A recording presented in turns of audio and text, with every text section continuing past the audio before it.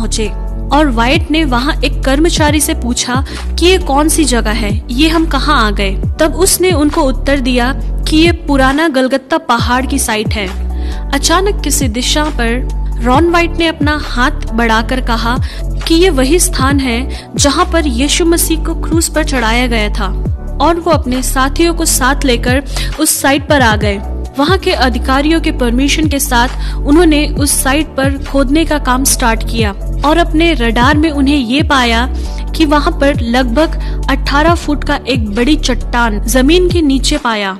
वे जब खोदते गए तो उनको एक गुफा जैसा कुछ दिखाई दिया और वहाँ के कर्मचारी जो वहाँ खोदने का काम करते थे वे उस गुफा के अंदर गए और वे डर के मारे वहाँ से भागने लगे, क्योंकि उन्होंने वहाँ जो देखा वो नजारा बहुत गंभीर था।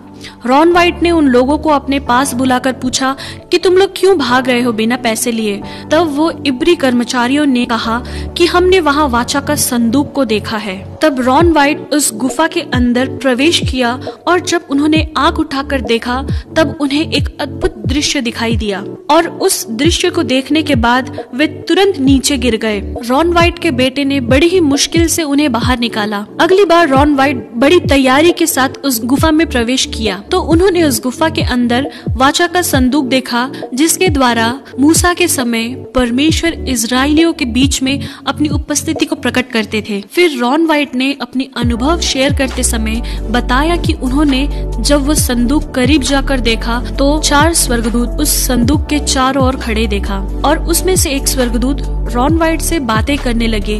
हम 4 मूसा के समय से लेकर अब तक वाचा के संदूक की रखवाली कर रहे हैं।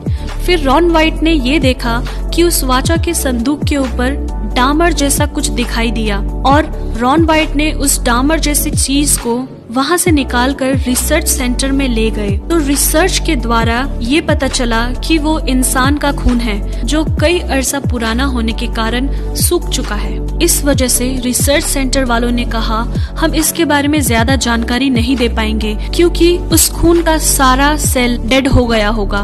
मगर रॉन वाइट जो पहले मेल नर्स भी रह चुके हैं उन लोगों से रिक्वेस्ट किया कि आप लोग कृपया इस ब्लड का डीएनए पता करने की कोशिश करिए। उनकी बात मानकर उस रिसर्च सेंटर वालों ने ब्लड को 24 आवर तक सॉल्यूशन में रखा और 24 घंटे के बाद उन्होंने उस ब्लड को टेस्ट के लिए डाल दिया। जब उन्होंने उस ब्लड की जांच की तो उन्हें एक आश्चर्यजनक बात पता चली और उन्होंने रॉन वाइट को बुलाकर बताया कि ये ब्लड सेल अभी तक मरा नहीं, ये ब्लड अभी भी जिंदा है। और उन्होंने उसका डीएनए के लिए खोज किया तो वे ये बात देखकर हैरान हो गए जैसे कि एक नॉर्मल मनुष्य के डीएनए में 23 पेयर्स ऑफ क्रोमोसोम होते हैं, जिनमें से 23 माता के होते हैं और 23 पिता के, मगर उस ब्लड में सिर्फ 23 ही क्रोमोसोम दिखाई दिए, जिससे रॉन वाइट को ये पता चला कि ये यीशु मसीह का खून है जो पुरुष से नहीं मगर पवित्र आत्मा से जो मरियम के कोख में पैदा हुआ। और उन्हें इस बात की पक्कीकरण करने के लिए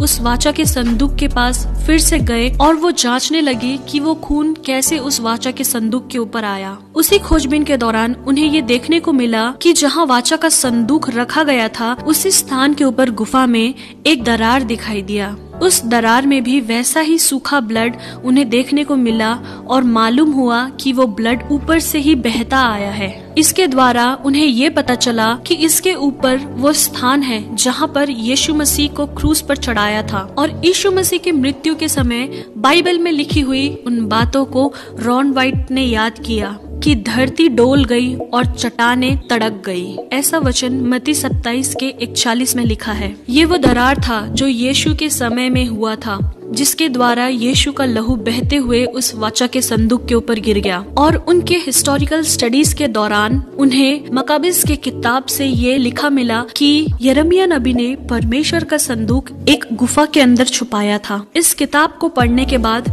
रॉन वाइट ने ये जाना कि ये पिता परमेश्वर की योजना हो सकती है कि यिर्मयाह नबी के द्वारा उस वाचा के संदूक को उसी गुफा में छुपाया हो जिस गुफा के ऊपर प्रभु यीशु मसीह को क्रूसीफाई किया था। वो यीशु मसीह का क्रूसीफाई का साइट था और जहाँ से प्रभु यीशु मसीह का खून बहकर उस वाचा के संदूक के ऊपर पड़ा। शायद ये पिता परमेश्वर की मर्जी थी अपने पुत्र का लहू उस वाचा के संदूक के ऊपर पड़े, जिस वाचा के संदूक के ऊपर पुराने नियम से हम जानते हैं कि महायाजक लोग जानवरों का खून लेकर वहाँ बलि चढ़ाते थे लोगों के पाप का क्षमा के लिए। मगर अपने पुत्र के एकमात्र बलि के द्वारा पिता परमेश्वर ने उस बहुमूल्य लहू को वाचा के संदूक के ऊपर छिड़काया, जिससे सारी मानव जाति के पापों की क्षमा का सबूत हमें मिलता है। प्रियो, ये बात रॉन वाइट सारे मसीहों को बता नहीं पाए, उनका देहांत हो गया। मगर रॉन वाइट ने जो बाइबल की खोज किया है वो सब हम उनकी वेबसाइट में देख सकते हैं। शायद हमें इसका पक्का सबूत ना भी मिले, मगर मैं एक बात जरूर विश्वास करती हूँ और आप लोगों को ये बताना चाहती हूँ कि हमारे प्रभु यीशु मसीह का लहू आज भी जीवित है, क्योंकि इब्रानियों की पत्री में लिखा है, नई वाचा के मध्यस्थ यीशु और छिड़काव के उस लहू के पास आए हो जो हाबिल के लहू से भी उत्तम बातें करता है। हाँ मेरे प्रियो, हमारे प्रभु यीशु मसीह का लहू हाबिल के लहू से भी उत्तम बातें करने वाला है, जो आज भी जिंदा है, और उसी लहू आपको और आपके घर वाले को इस महामारी के बीच में रक्षा